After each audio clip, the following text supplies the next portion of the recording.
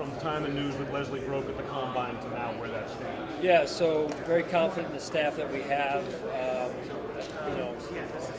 Taking it from the time that Leslie took the year off to now, I think we've been working well together, and I'm very encouraged by that. We've got good coaches on staff. As I mentioned before, not going to go outside to fill that role. It's heading towards me, and really, at this point, I'm going to be the play caller. But at the same time, I have tons of confidence in the guys that we have around me.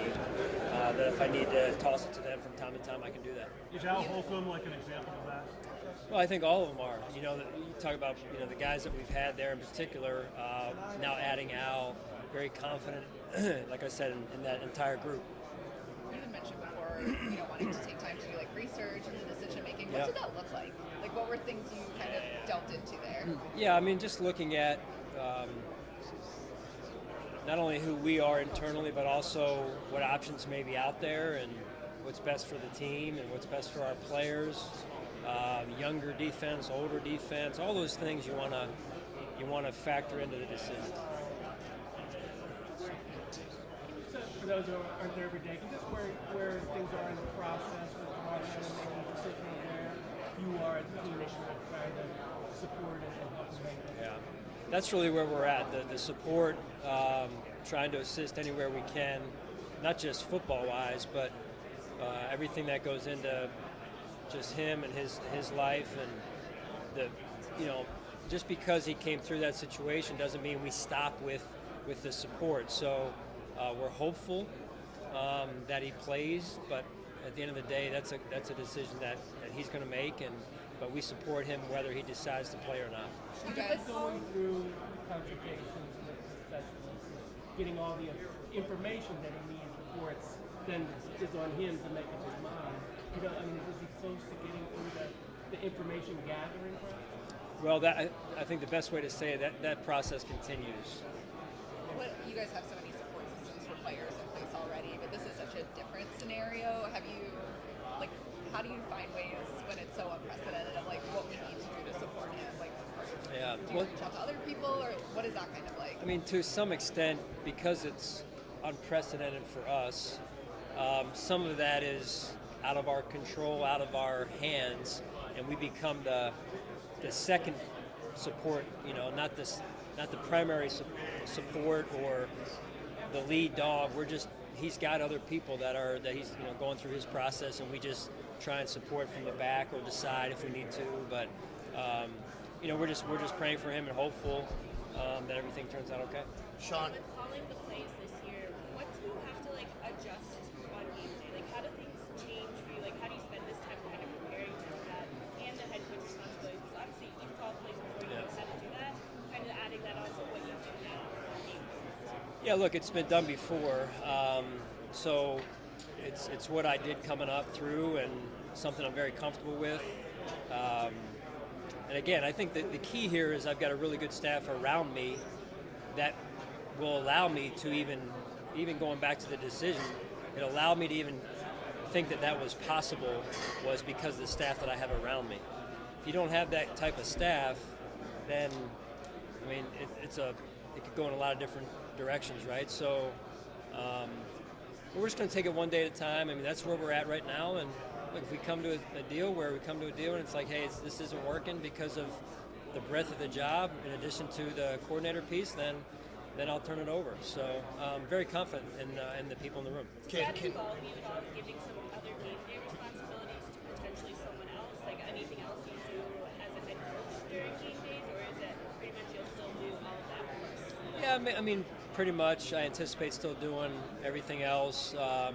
Maybe cut a little piece of the pie off and share it over here, over there. But outside of that, I'm pretty comfortable with what that entails. Does anything change philosophically in terms of how you want to see that defense called and executed? We'll see. Again, a lot of respect for Coach Frazier. Thought he did a really good job over the 6 years, and appreciate the work he put in. And I think everyone has just slightly their own way of their own signature, if you will. And I learned years ago, even working for Ron Rivera, defensive coach, I was a defensive coordinator. Unless you really do it yourself, it's never going to be exactly the same. You know what I mean? So it's just that's an impossible thing to do it, the blueprint exactly the way this person would do it. We're all a little bit different, and that's what comes through in the play, and sometimes that's good from time to time. Can Tyrell, Terrell, and Balin all play the mic, and will they all compete for that spot in the training camp? Yes, yeah, and I feel like that's a good thing for us, right? We owe it to those guys, and certainly happy for Tremaine. We'll miss him. Never replace a player like Tremaine, but it's great to see a young man work hard, be drafted by us, work hard.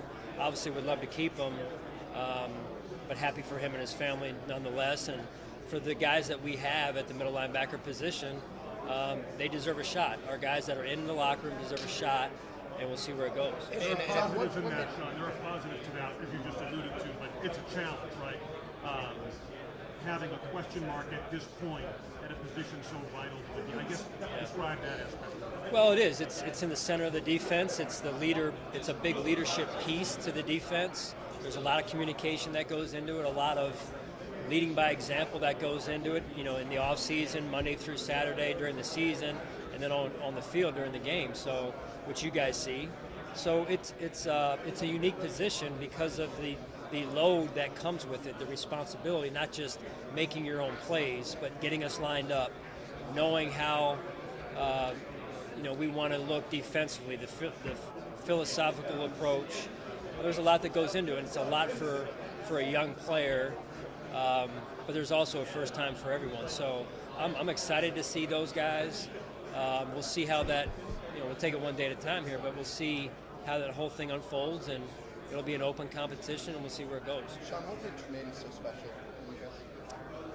Yeah, I mean, just talking about a young player a second ago. I mean, Tremaine was young, a few years ago, and it seems, time's flown, and to watch his development over the years, I just think that he's such a good person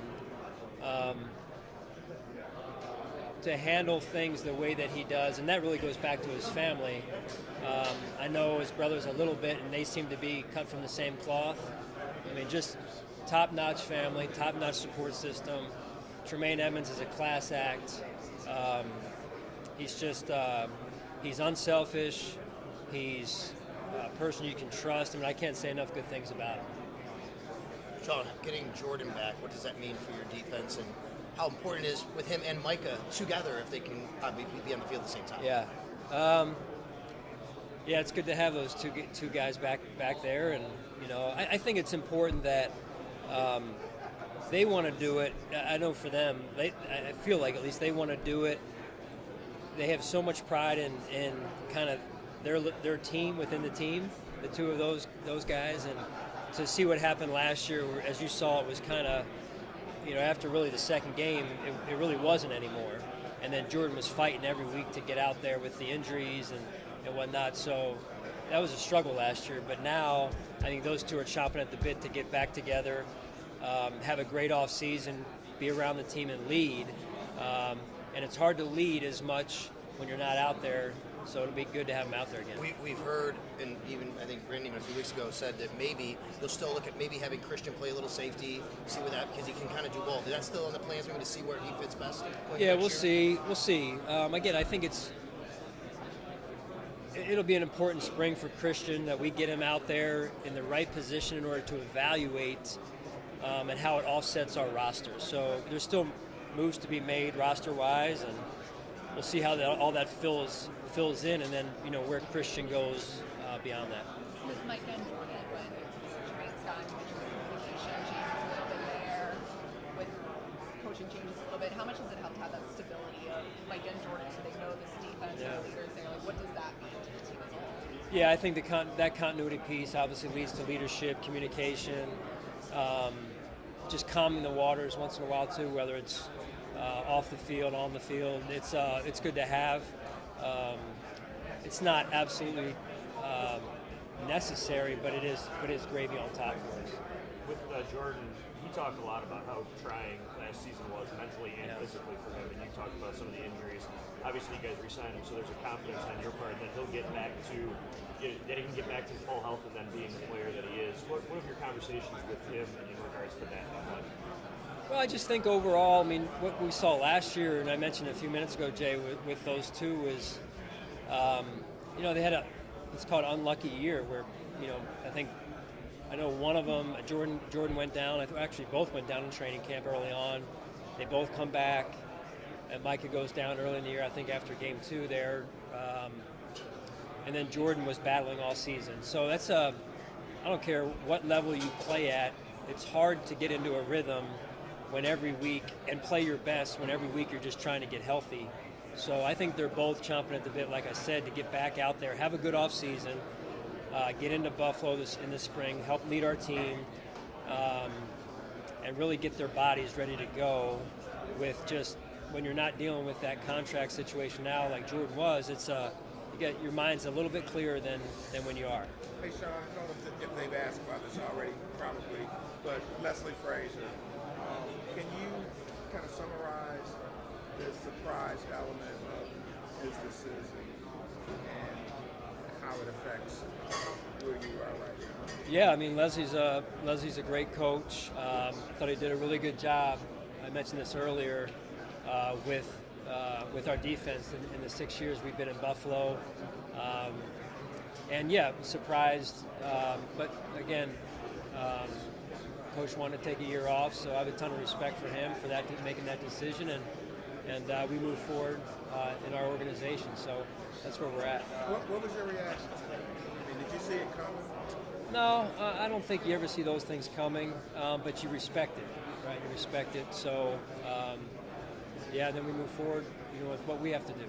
Are you going to call the play? Yes. How difficult or how challenging of it? Well, I mean, you've done it before, obviously. Yeah. What is that? It'll be different. I mean, it's been a little bit since I've done it, and then you add the head coach piece on top of that. But it's been done before, so. And I mentioned earlier, I'm fortunate we have a really good staff defensively and guys that I trust, and we're all getting paid to do our job. Okay, quick question. I want to say about Nick McLeod. Do you think he's capable of stepping in and being a starter in the guys who looks like they're going to be? I don't know. I don't know who. It's probably an unfair question a little bit because I don't know who they have there. But I think the world. I think the world of Nick. Yeah, he's all class. He's an extremely hard worker, high character young man. Worked really hard for us in Buffalo, and I think early on he left and then came back, and I thought that said a lot about who he is and as a person and what he values in terms of the environment he likes being around. So always pulling for Nick. Was he a guy when they claimed him? I said, "Wow, we would like to cut him on the practice squad." Yeah, obviously we brought him back. He had left, and then we brought him back, or he came back. Right, kind of takes two there for that to happen. So when you're around young players, you like to see and take time and watch them develop. And we were hoping that was going to be in Buffalo for Nick, and obviously then they know 3/4 of our roster. So. But as the years go, hopefully it'll. Right. Yeah. You talked to David, excited getting there. Yeah. Excited being able to watch the Bills the last couple of years. You're familiar with him. What do you expect him to bring to you? Well, first and foremost, I really enjoyed our time. I had never met Damien, and for years watched him on the field, and I just love the combination of size, some power, and speed.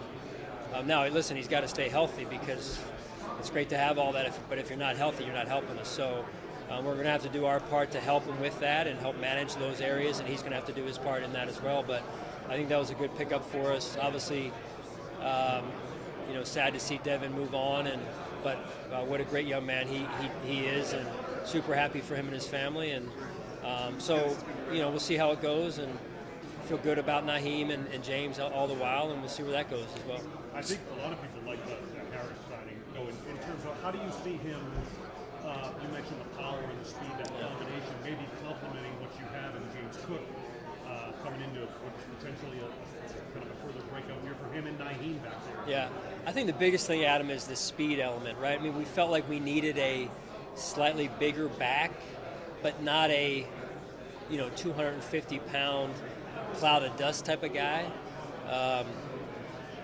So to find a player with some size, with some power, but also has the speed element to go along with it, I think that's hard to defend because not only can you run up inside, but you can get to the edge from time to time, and an 8-yard run can go to 18 or 80. So I think that element is dangerous and puts a little bit of fear into some defensive coordinators. I read some of the things you said this weekend to Judy Batista about Josh taking so many hits, and you obviously want to make sure that he stays as healthy as he can for a long time.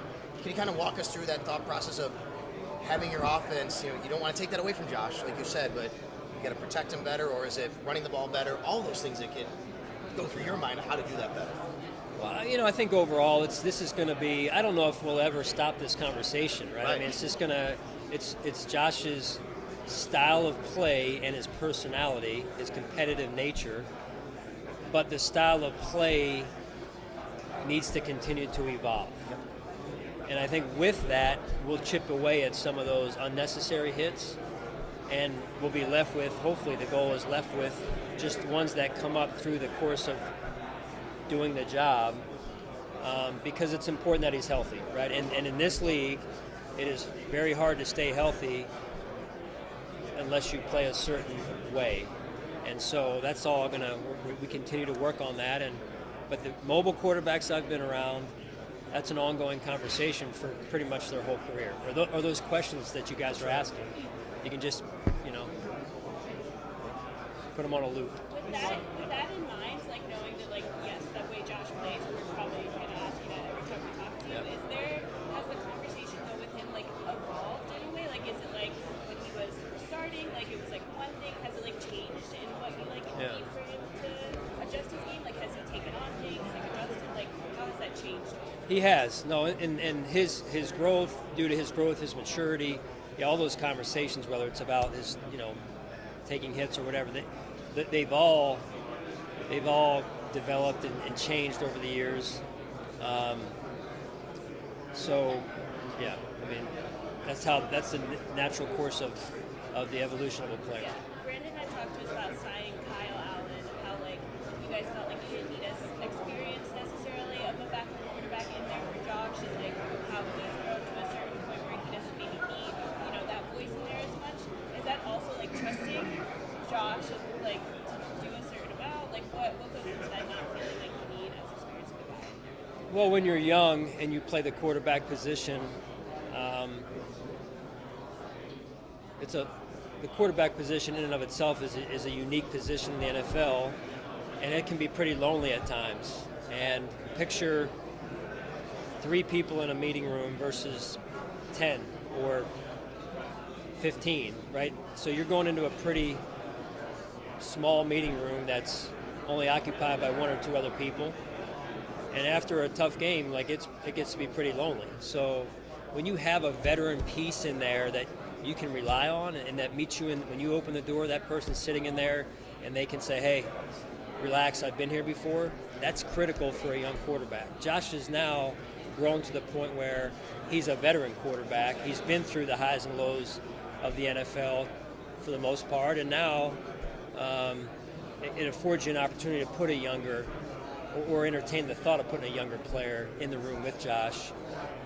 And rightfully so, Josh knows the system now, more than any other quarterback would know it. It's really his system at this point. I mean, you mentioned, though, after a hard loss, having someone you can talk to. How much does it help that Josh and Kyle have that relationship? Like, that small room, like you mentioned. Yeah, no, their relationship is very close, and I think it's going to be. I'm interested to watch it develop even more now, being in the same meeting room where, hey, it's not all it's business at times now too, right? So that'll probably grow their friendship even more. I think that'll be pretty exciting to watch. Sean, you're going against a rookie quarterback, first year starter. Is it pretty much a given you're coming after him until he proves otherwise? I just think it depends. I mean, there's a lot of different ways to skin a cat, right? So just depends on who it is and maybe what they're good at or what they struggle with. So I think the game's changed so much due to a lot of these young quarterbacks being mobile that it's once in a while you gotta kind of do your research on some of those guys before you just blitz them all the time. So if it's early in the season, so you don't have much to go on, do you have a general approach? I mean, I don't want to get into philosophy and strategy here. I think most young quarterbacks have to prove that they are able to answer the pressure question. Sean, can you give us an update on? I'm sorry. Can you give us an update on Vaughn? Have you talked to him? How's he, feeling? And yeah, it was his birthday yesterday. That's right. I know. What'd you send? Flowers. Sent flowers. No. Is he 20? What? 25? Is that what he's, yeah. No. Plays like it's though. Vaughn's been a great addition to our team. I mean, he's, to have a player go down with a major injury that he had, that type of injury, and then to stick around the team, I think says a lot about who he is as a person, who he is as a teammate, which is off the charts, right? And then you talk about the piece that he's working on, which is getting healthy to play and play well on the field. That's a whole nother piece, and to this point, it sounds like he's on schedule. He always seems like he's. Ask you that. Do you have a sense of maybe where he's at? From the reports I'm getting, he's on schedule. Going back, figuring out what worked last year, that one person or two different sometimes. What have you learned about him in this process of evaluating his first year and kind of what he's kind of looking forward to? Yeah, a lot happens between year one and year two, and I've been very impressed with Coach Dorsey and the way he's handled things. And a big picture, you zoom out and you're saying, hey, I know we didn't win the Super Bowl, but when you say, hey, you can win 13 games, playing the division championship and divisional playoff game, and you're saying, hey, we had a successful season. It depends on how you define it, right? So I think our offense in that same vein had a successful season. We just didn't play our best down the stretch in particular the last game. It's not we evolve, we change, we spin the dial a little bit, we adjust. That's what Ken and the offensive staff are doing. I think the addition of Adam Henry has been very good for us.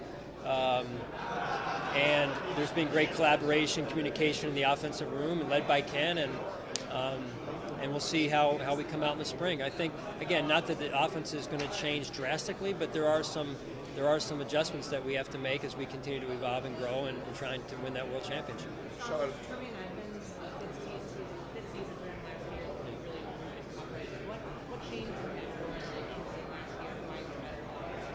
Well, I mean, I think two things. I think Bobby Babbage, our linebacker coach, did a really good job with him, and then I also think that Tremaine took it upon himself to develop himself and spend a little bit more time in that part of the game, and you saw the results on the field.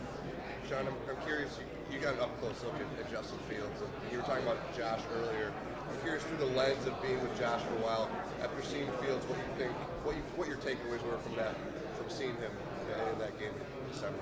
Are you asking me to compare Josh and? No, but just like you've been around a guy, Josh Allen. Oh yeah. So you have a sense of that quarterback style a little bit. I'm just curious what your takeaways were from that. Yeah, I think they're two different quarterbacks, honestly, and I would never compare two players like that. Justin's a great athlete. Josh is a great athlete. Justin's just coming out of year 2, going into year 3. The game we played, it was a tough game to give a true evaluation on because